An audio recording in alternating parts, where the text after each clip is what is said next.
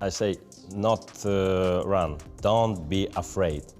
I will not leave you alone. He's amazing. He's like the white Muhammad Ali. He might not talk like Muhammad Ali, but he is the Muhammad Ali of the last generation.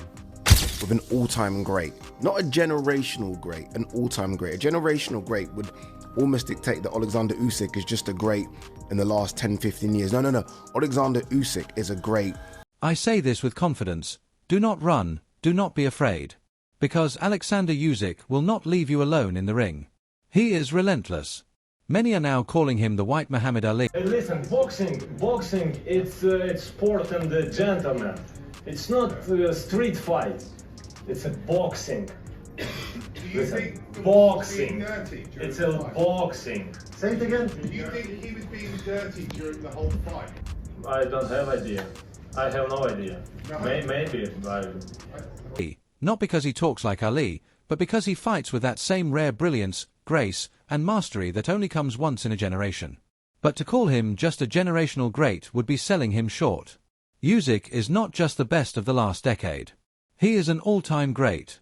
When Floyd Mayweather questioned him, Usyk calmly responded with the words of a true champion. Boxing is a sport for gentlemen. It is not a street fight. One of the best of all time. I know a lot of people are kind of probably going to hear me say that and say, you're going too far, you're this, that. Because I've seen that straight away. As soon as Usyk did that, he's 2-time undisputed heavyweight, 1-time cruiserweight, 3-time undisputed. His resume, yes, look, at heavyweight, it's a lot of rematches. But it's the way he's doing it. Yeah. And he's not just, okay, he could have 10 world...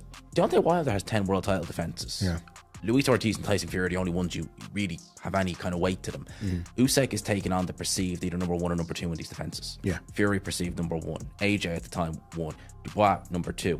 He's taking like, all right, who's the next in line? All right, I'm fighting him. Yeah. That's the way he's doing it. And he's doing it in a way in which is so beautiful to watch.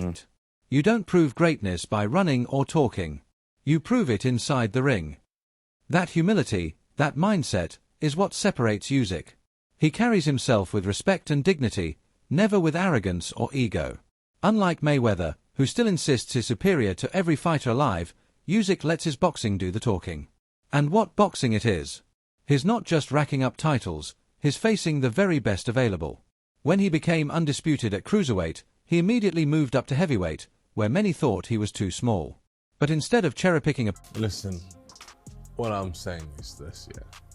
To beat Oleksandr Usyk, you have to be mentally disturbed in your head. Yeah?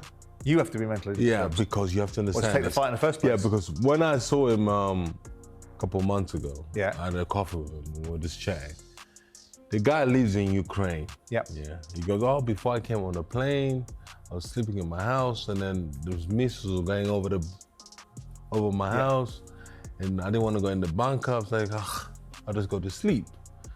That's some craziness, isn't it? I mean, like, now imagine you now, you're in your house in Barna, Timbuktu, and then missiles are going. What are you gonna be like? Yeah, he's cut from very different stuff. Yes, exactly. He's So, cut from and very then different remember, stuff. so you have to come in there looking to go to the other side because he's looking to go to the other side. Mate, can you do us a favor? Can you stop beating us up? No. opponents, Usyk went straight for the giants, Anthony Joshua, Tyson Fury, and now Daniel Dubois. Each time, he wasn't just winning, he was dismantling them with intelligence, skill, and strategy. Derek Chisora, who has shared the ring with Usyk, described him in almost mythical terms. To beat Oleksandr Usyk, you'd have to be mentally disturbed. The guy lives differently. He can sleep through missiles flying over his house in Ukraine. He's cut from a different cloth.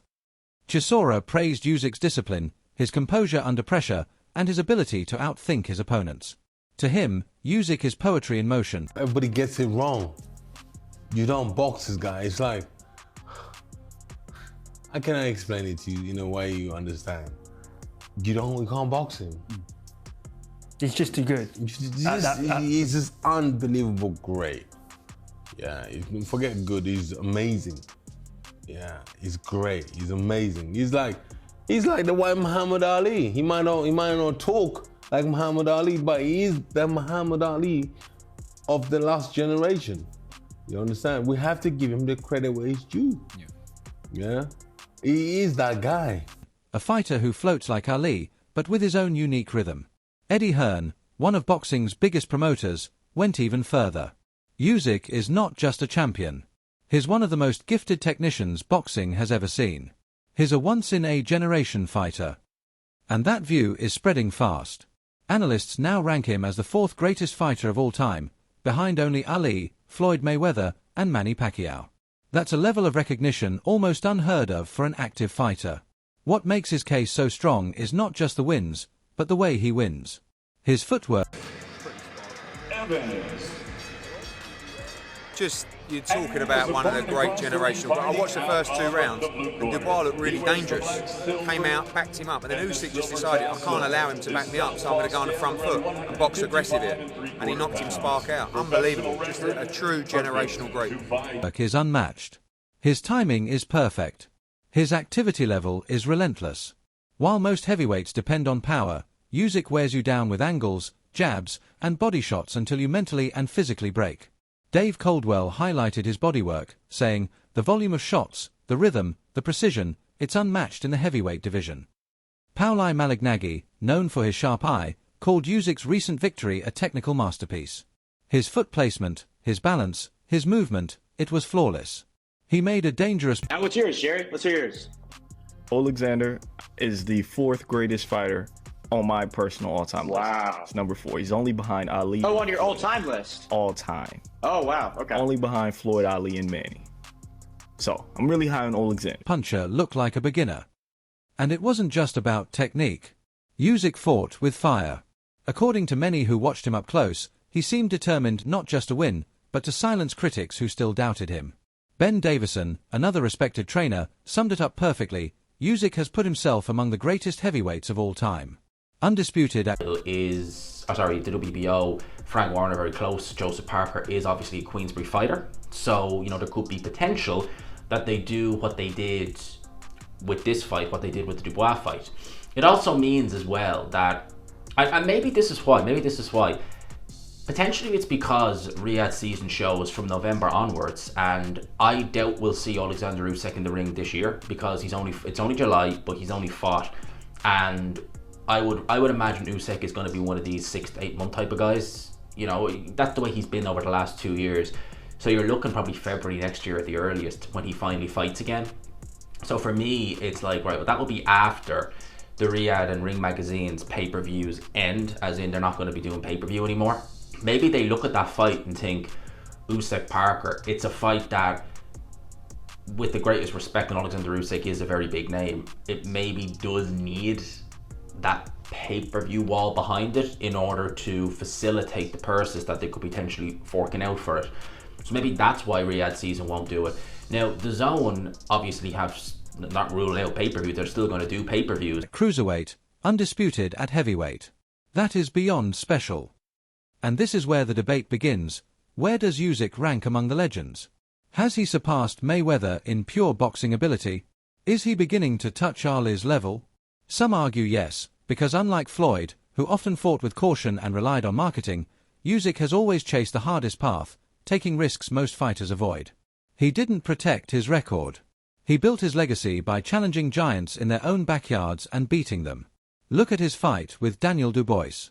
On paper, Dubois was a young, powerful... You know, it was sort of broken up in different directions. Even I wasn't sure, because although I believe Usyk is the fighter of the generation in this weight class, he's at an age where, you know, overnight you sort of show up and you don't have it anymore. You know, Ali randomly lost to Leon Spinks around this age and whatnot, you know? So you know, you could get where all of a sudden, you know, it's not there on the night. So, and you know, you had and heavyweights takes 1 second. Yeah, one split second, you're off. Yeah, exactly. And you also had a very motivated Dubois to add to that second, you know, who's a very powerful puncher and has sort of this bully mentality when he gets you in an uncomfortable position. But, you know, Usyk, you know, flawless performance technically, you know, stepping out to that weak side consistently, mixing up the jabs, making things uncomfortable for Dubois rhythm-wise.